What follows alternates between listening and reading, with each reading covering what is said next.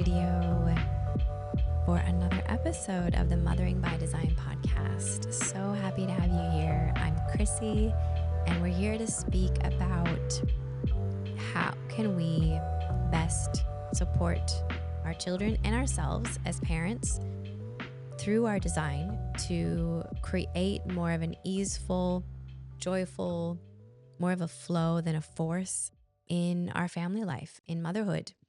And excuse me. And yeah, it's going to be all about emotions today. Strap in, everybody. It's about the emotional landscape. This is one of the pieces in the chart when we speak to the emotions that I actually find most people are so I want to say surprised sometimes, but also really feel um, empowered by.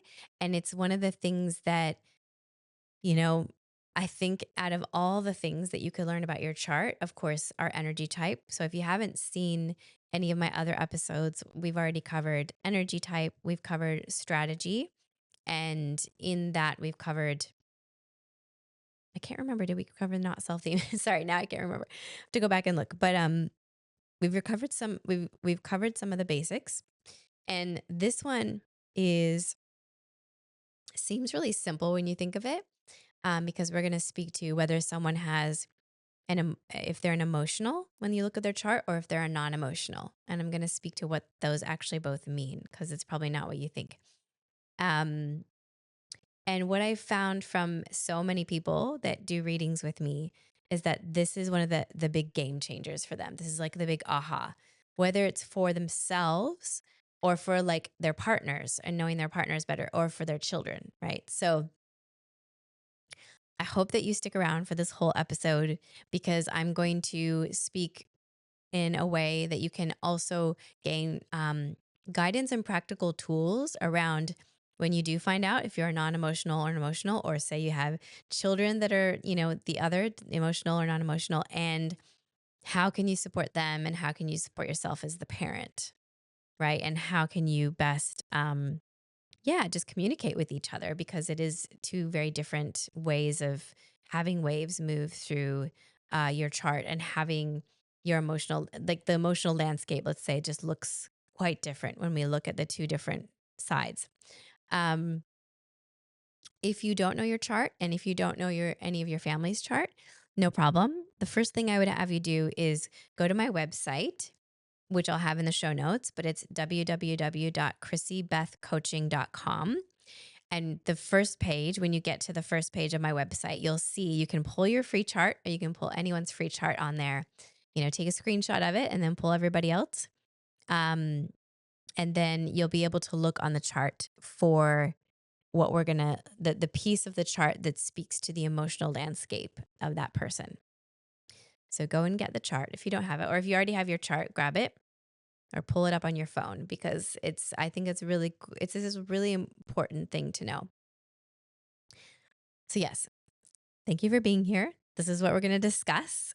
And hopefully by the end, you feel empowered and supported in ways to kind of move through life with um, with the emotional landscape that your body has, with that your soul has chosen, basically, and that of your children to support them.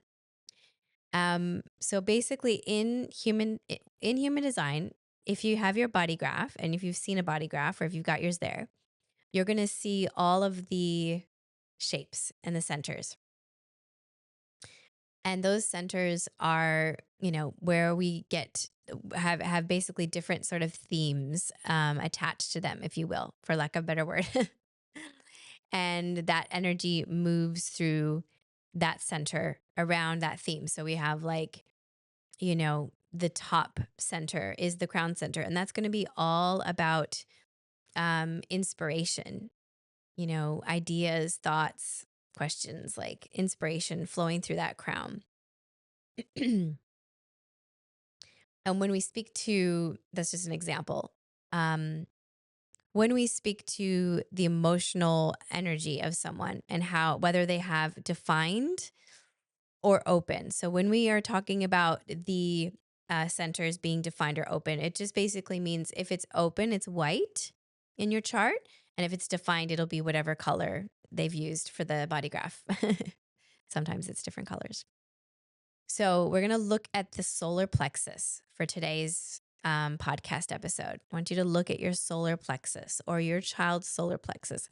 And when you look at the chart, it should show you on the chart what which one is the solar plexus. Often they do let you see that. Maybe they'll if you highlight over it or you kind of hover over it, it'll say solar plexus. Um, if not, if it's going to be the one, if you look at your chart, it's going to be the one on the right. That's the triangle on the more on the right side over to the right, kind of further over, if that makes sense. It's kind of the one sticking out the most on the right side. And if that's defined, it's going to be colored in, right? And if it's not, if it's open, it's going to be white. So then I just encourage you to, like, at some point have a look at that. And so if it's colored in, if it's defined, we know that that person is an emotional, and they are very much going to have emotional waves. If it's open and if it's white and not colored in, that person is what we would call a non-emotional. And I laugh because whenever I remember when I first heard that I was a non-emotional, I was like, what are you talking about? Like, that doesn't make any sense. That doesn't make sense with my life. But I'm going to explain to you what that means for the two. So again, the emotional person with the defined solar plexus is the person that has their own emotional waves being generated inside of them basically at all times, constantly, right? So they are someone who will wake up one day and they'll have like, I learned it, the best way that I like to describe it, I learned it myself as in just think of the waves like, and the emotions are like coming from, the universe. And the universe is basically like a DJ, playing the tunes. And so one morning, you know, person with the emotional waves wakes up and they hear that beat, dance, dance, dance. And so they're on a high, right? Their wave is like, woo, here we go. Let's go out and party, you guys, or whatever someone wants to do with their emotional wave that's high. And so they're kind of riding up high, right? But then what can happen is, and they don't have any control over that. That's the thing to remember. They don't have control over the waves. But then what can happen is that the next day they wake up and there's like a violin, right? And the DJ is playing a violin song that's like really beautiful, but it tugs on the heartstrings and it's really melancholy. And so that person feels a little bit low and a little sad. And they're like, oh, why? So this is where it's so beautiful to learn. When you have the defined solar plexus and you're an emotional, you don't have control over your emotions and you're not meant to. And the DJ is just playing you the tunes all day, every day. And it's really beautiful because when we look at the difference between the emotionals and the non-emotionals in the world, it's about 50-50. So it means that about 50% of people are walking around with these like emotional highs and lows without any control over it. And so often most people are trying to control it or suppress it or figure out where is it coming from? Where's the root of my emotion? Where's it coming from? Like in the spiritual world, just trying to figure it all out so much, to the point where it's at a detriment for that person. And actually the beauty is it's just coming from the universe and it's nothing that they need to do and it's nothing that they need to change. And, you don't need to go and look back through everything and figure it all out because you are beautifully created and designed to have these emotions, the lows and the highs. Because if we only had non emotionals in the world, which is the people that don't have their own emotional waves, but I'll speak to what they have in a minute, it would be so boring here. Like, it would be so boring. It'd be black and white. There would be no color. So when I say, whenever I have a reading with someone who has emotional waves of their own, they're defined, I'm like, you are the art. You are the music. You are the soul. You are the color. Without the emotionals, we would have no art. We would have no music, right? There would just be nothing to feel emotionally drawn to. Like, there would be none of that, like, make us feel those emotive things. Like, that's really beautiful. That's a really beautiful and empowering gift to give the world. So if you have a child that has emotional waves of their own, you're going to, you know, you're going to feel that. You're going to see that. You're going to see that play out in them because and what we want to remember about these beautiful emotional children, remember they don't have control over it. And so when you say things like stop crying, or what are you crying about, or you were just crying 10 minutes ago, why are you crying it? Like, what are you so upset about? Why are you being dramatic? So there's these old like parenting. This is where the new paradigm vibes come through is like, you know, the old world that we're coming from, the old cycle, which is more around systems and like setting up our school systems, setting up, government systems, healthcare systems. Like that was all in this old cycle. And in the new paradigm, which I probably need to do a podcast episode about, but the new paradigm is where we're moving into a new cycle. And it's very much more about the inner authority and the individual, much more about energetics, connection, creativity, depth. So these emotionals are going to be these emotional children did not come here to be suppressed. They came here to express their emotional waves. And actually, the fact that they're defined in their solar plexus, they came here to be, I don't know, a big part of this new paradigm that we're moving into, where we're coming into 2027, where we're going to move into a new way of living and being. And that's why we're seeing all these old systems and old corporations, and we're seeing a lot of things crumble.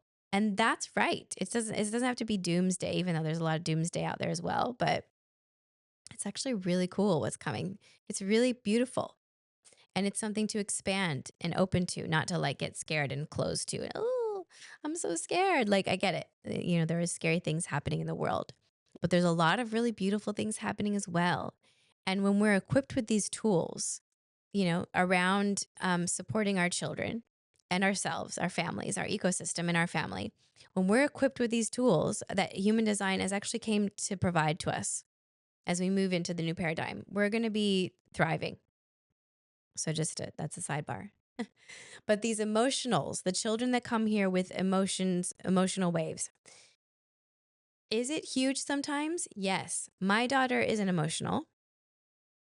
And it also means that's how they make their decisions, not with the emotions, but in between the emotions. The waves, once they've come down from the high and come up from the low, when they get to that emotional clarity, that's when they make their decisions. So they need time. So that's another way to support your emotional child with emotional authority. Give them time. Do not rush the big decisions, right? Little decisions, of course, they don't need the 1 or 2 days, but it's like with the big decisions, we don't want to rush our emotional children, our emotional authority child. We need to let them ride through their waves and then support them to understand that once they come into that place where it's a little bit more neutral, and they'll learn their waves, especially with your support, they can then have clarity and have a good aligned decision making skills there.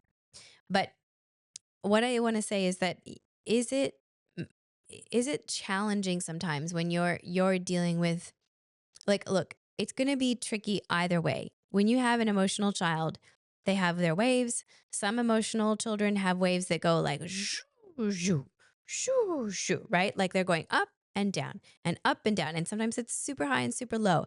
That's intense. And then pair it with the fact that you're a non emotional parent, which means you're open in your emotional center and you magnify. I'm laughing because it's what happens with me and Birdie. And you like take on the emotions of that emotional wave child. Oh, it's so big. It's tricky. I see you if you've got that happening. Whew. It's wild, man. You're like, you're in the wave with them. You're like in on their surfboard with them. And you're like, what? How did I get here? I didn't have this emotion in. It's not your emotion. But because you're open in your emotional center as a non emotional, you feel the other so deeply. You feel the emotion. Um, but if you have a non emotional child who's, open in their emotional center, they are going to take on the waves of the siblings or the other people around them. Maybe they're taking on your waves if you're the emotional parent and you have the emotional waves, right? So it's really cool, I think, to know this dynamic. It's really important. Like when you look at your family and you look at your family's charts, this is where family readings are amazing. Or my Mothering by Design course, by the way, which is amazing. And we'll show you all these things and go deep into this. Is just if your partner is an emotional and has emotional waves, it can kind of be like, why are you so up and down? You feel, and you're the non-emotional, and then you take on your partner's waves, and you're like, oh my god, why am I so upset, or why am I so high? Whoa, I'm really like the joy is like really coming through. Whoa, it's really intense. Or it's the opposite, where it's like, oh my god, I feel so low today. I feel so low today. Um, And you're like, but I didn't until I came into the same room with my partner and I was near their aura. I think this is like, can be life-changing things to know about because when when we're unaware of the fact that we may have children with their own emotional waves or a partner with their own emotional waves or we're the emotional waves, we're setting the emotional temperature in our family and we're like, why is everyone so upset and like why is everyone this? And it's like you often if you're the one with the emotional waves, you often don't know straight away that you're in it. And then you come out of it and you're like, oh, it's because I was in my emotional wave and the family took it on. This is empowering to me. This is crazy empowering. And sometimes I'm like, oh, it must be so hard when families don't know. And they have, like in our family, my daughter is the only one with um, her emotional center defined, meaning she's going to, most of the time, be the one that sets the temperature and the tone of the emotional tone of our family in the room. If we're in the room with her, if we're all hanging out together. And sometimes it's intense, I tell you. Sometimes it's really intense because, you know, I had, example is this morning, she and her brother, who's only 18 months, by the way, and she's 5, he's still pretty much a baby. And she's really good with him and really loves him and really wants to help him a lot. But then there's the times when he comes in and interrupts her, which for a manifester child, to interrupt them, it's just not great. It's that triggers their not self theme, which is anger. And it's full on. It's like bursts of anger, full rage. And he came over and he was like taking a pen and she's really into drawing right now. And he was like drawing on her stuff. And I didn't see any of this, of course. I had my back turned or something. And all of a sudden, she was just screaming, like at the top of her lungs, like, "Ah," just screaming at the top of her lungs, like bloody murder multiple times. And, I could feel myself, like, I could feel my own open center of emotions, like just taking in, this emotion that she has and just like, feeling it myself. And it happens for my partner as well. Excuse me. Happens for my partner as well that he takes it on and he really feels it as well. And then I think, as far as I remember, my son's the same. Like he's a non-emotional, so he's also open and he also mirrors it and takes it on. And he's a sensitive projector already, so it's like wow. So the fact that I know this about her And I know this about the rest of us is really powerful. And, and my partner knows it as well. So, what do we know? We know that, like, it's not that she's not going to run our emotional landscape. No. But it does help me to know that, okay, if I all of a sudden, if she's really upset and sad, and I can sometimes feel myself kind of taking it on, I just have to remember that in my mind, I say, I'm feeling the sadness, but I know this isn't mine. Because really, a non emotional, someone who has an open emotional center, who mirrors, who amplifies, who takes on the emotions of others and the people around them. So that means that, when you are, yes, when you go out to the shops or out to a party or a festival or anything where there's a group of people and you come home and you're like, whoo, wow, I feel all the things. 100% you should empty out every night, every night before you go to bed, empty out, remove your aura, remove your body, remove your aura from other people. It doesn't have to be like, you don't have to do a fancy, spiritual practice like that, like I'm not saying you have to stand and do 10 minutes of breath work. Meditate for an hour every night. No, no, no. This is like literally a few minutes. Go outside, go in nature, put your feet on the earth, ground, shake your body, dance, put on some tunes, move your body, breathe out, do normal breathing, whatever it is. You can do breath work, whatever you want to do. Empty out of any of the emotional energy that you've just for sure taken on if you've been out in the world or around other people, right? Just hands down. That's just something really important that you should do, especially when you know you have an open emotional center. Okay, I would always suggest that. I always say that in readings when I see them open there. I'm like, you need to empty out from your children's emotions or your partners or whoever's. Okay. It also makes you be really, it means for me, then I know that when my daughter has her emotional waves, I'm aware that it's moving through me and I'm mirroring it. But then I've gotten much better. I'm not always good at it, but let me just say, I can feel that I've gotten better at being really aware that, oh, that's hers, that's not mine. Right. Because honestly, a non emotional person, when they're just left to their own devices, they're always cool, calm, and collected. So if you can look at your chart and see that your solar plexus is open, think about yourself alone. You're probably fine. I'm not saying you don't have times when you cry or do whatever, like, but it's like often you are, like what I want to say about that is, yes, things that come up in life, situations, experiences, that's going to bring up emotion for you and you will cry and have feelings. Of course. I'm not saying you don't have feelings, but it just means that if you are left to your own devices by yourself and there's not a big situation in your life that that is bringing out the emotion in you, and you're not around a person that has their own emotional waves, you're usually calm, right? You can probably think of that for yourself. So that's what I know about myself. When I'm alone or when I'm left to my own devices and I'm not around people that have all the emotional waves and I'm not out in a group or whatever, I'm usually pretty chill.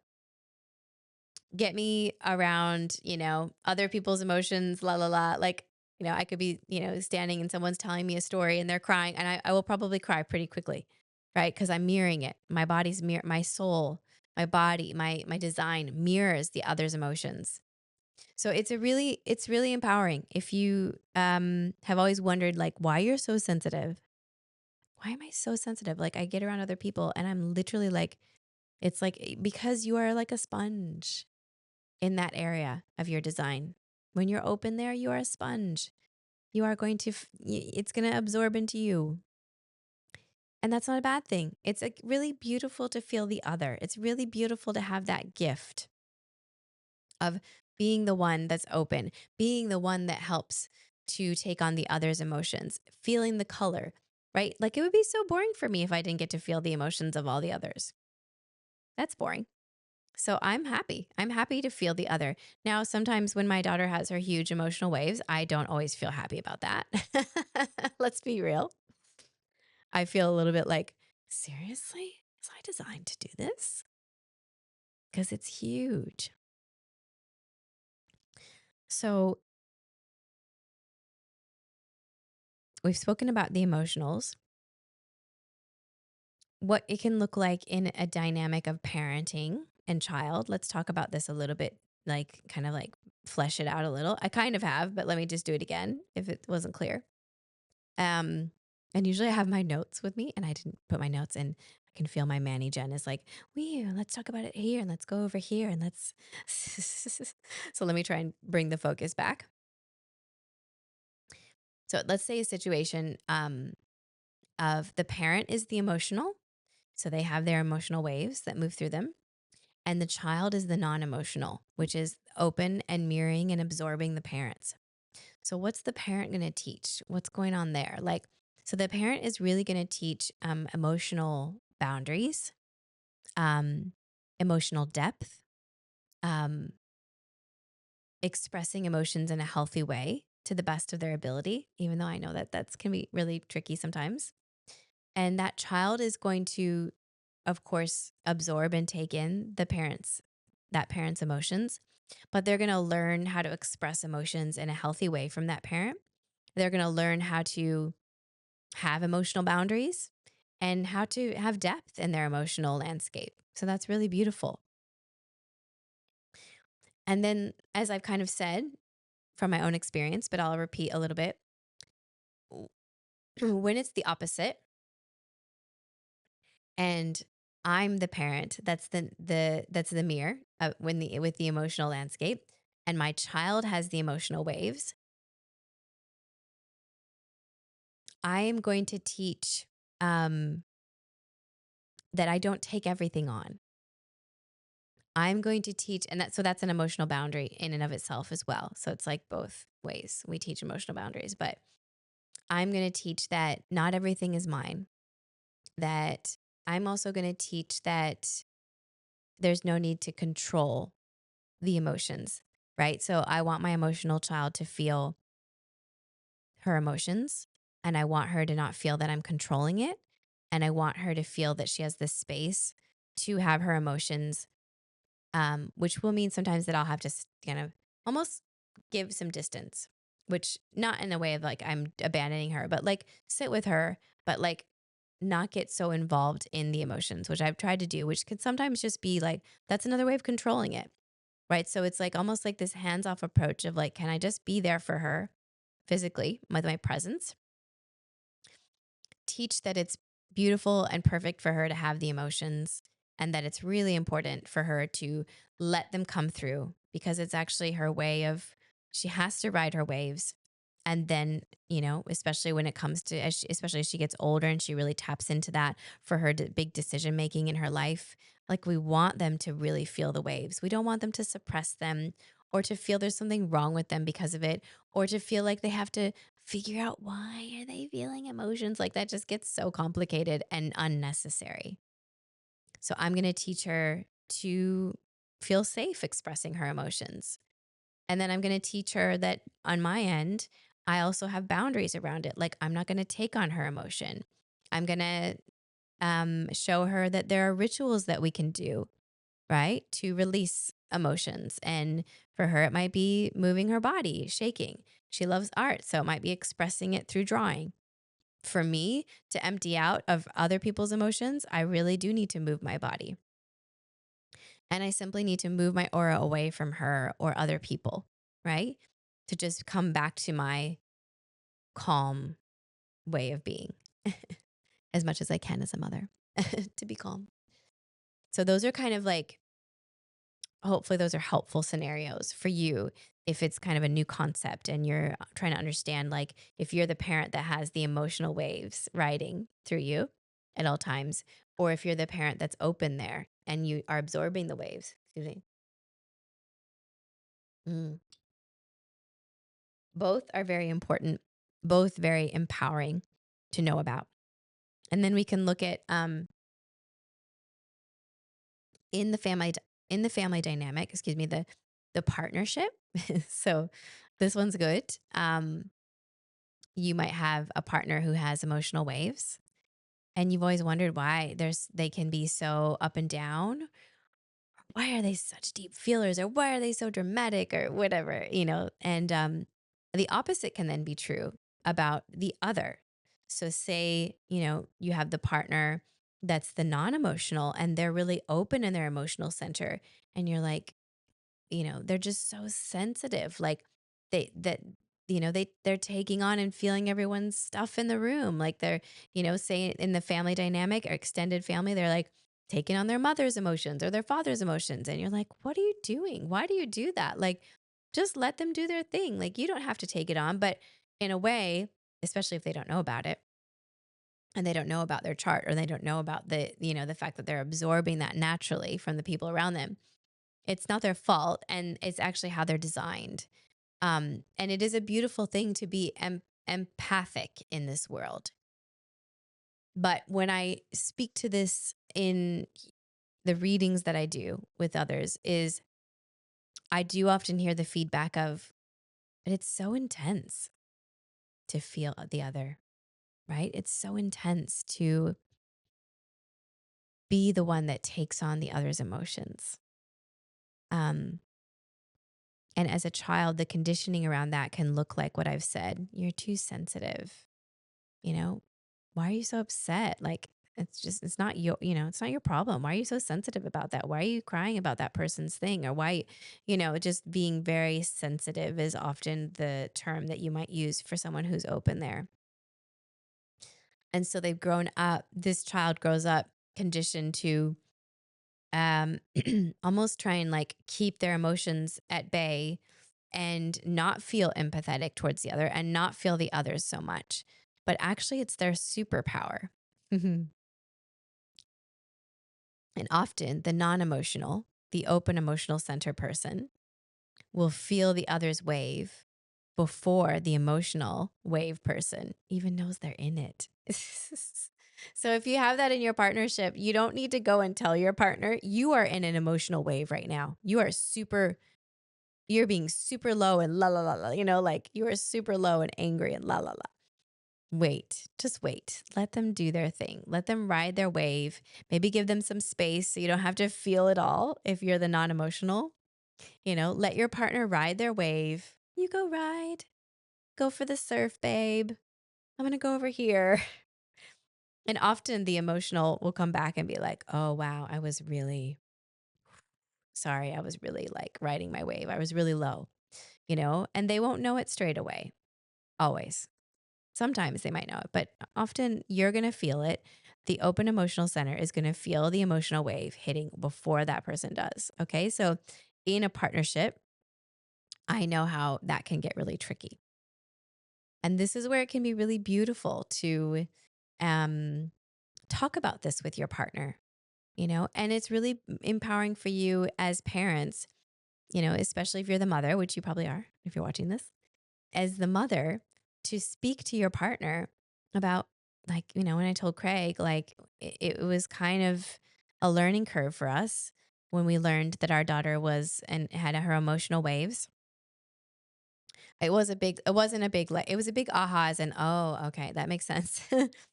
But then it's still a learn, it's called the human design experiment for a reason. And so for us, we have to experiment with how we support her, right? And it does take a lot of energy to support your beautiful emotional wave children. It does. I feel you. I hear you. If you're going, yeah, holy crap, this is intense. But it can be so, so empowering for you as a family and your family's ecosystem, especially the health of it, to speak about this as parents. All right. So our daughter has, when I, had to inform my husband, like, hey, like, guess what? She has her own emotional waves. And he's like, what do you mean? Like, well, she's going to sometimes wake up and like this happened the other day where she was really upset, really sad. She was so sad. And I could feel it straight away. I was like, oh, okay. She's woken up with like a very big low, a low wave. And we're like making breakfast, and my partner and I are making breakfast, and she's sitting on her chair and she's just really upset. Really, she's crying, and that's okay. Um, but before human design, it would have kind of been like, why are you crying? You just woke up. What are you upset about? There's nothing happened. Like, like kind of like, what's wrong with you? Or try to change it or try to stop it. Or what do you need? Like, are you okay? La, la, la. And we don't do that anymore. Okay. We don't do that anymore. We try not to do that, actually, I'll say. And so what we did was I think I even said to my partner, like, I think she's having a pretty low emotional wave, and he's really onto it now. So he was like, yeah, I can see that. And so we just let her cry. We just let her cry. Um, and we didn't. It's not that we didn't comfort her. Like, my partner's really good. He always says, like, "Do you need a cuddle?" And then she'll be like, "Yeah." And so he'll like give her a big cuddle and hold her, and then she'll go back to crying. And then we were just making breakfast, and then we take turns like giving her cuddles and take turns holding her and helping her, and just being present with her and not trying to stop the wave. And that's the key. And she feels it. Definitely feels safe to express herself with us, which I love. That's important. And so then, it was even in breakfast, she was a little bit like she wanted to sit on our lap. So she sat on my partner's lap and was eating her breakfast and having, still a little bit teary. And then so it was like by the end of breakfast, she was back to her normal, chipper, energetic, happy self. But what we did differently with human design knowledge is we just allowed her to ride the wave. We didn't try to force it to stop. We didn't resist it.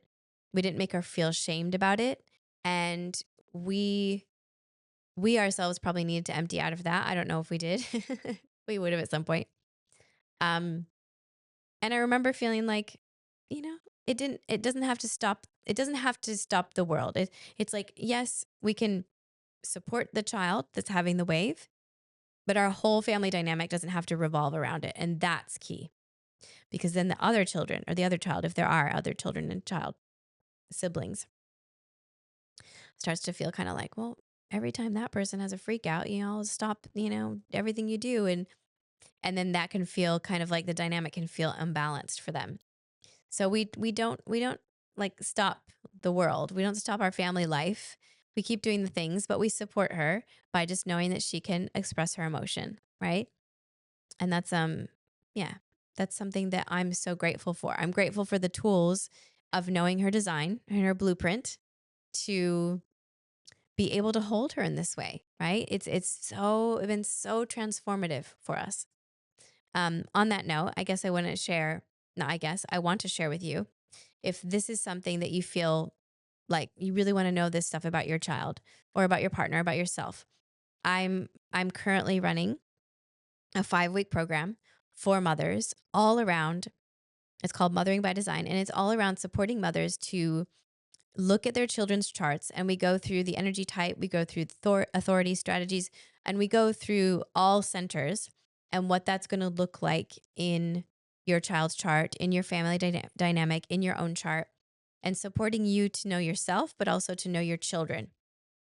Um, to just create more of a healthy, thriving family ecosystem, and to make it more easeful for you, because that's where it's really helped me as a mother to know all of these things, to know my child's blueprint. My child came here to be a certain way, to have her emotional waves.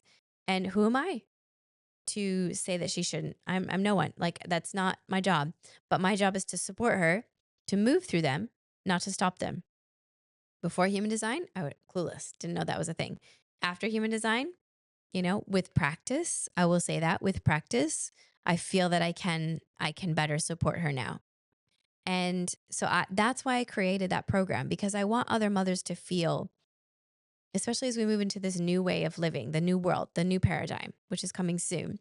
We are the bridge as mothers.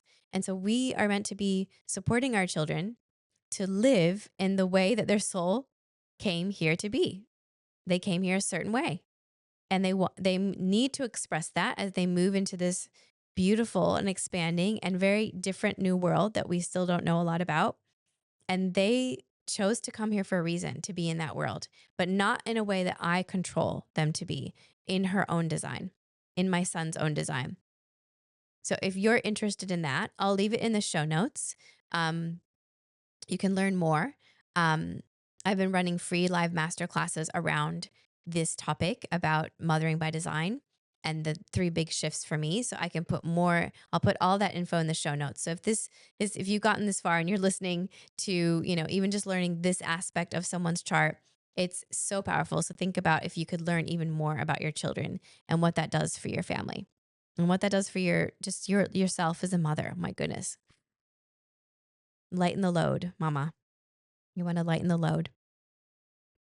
That's I'm going to wrap up now because I feel like I've covered in pretty good depth around, what it means. Again, when you look at the chart, look at the solar plexus.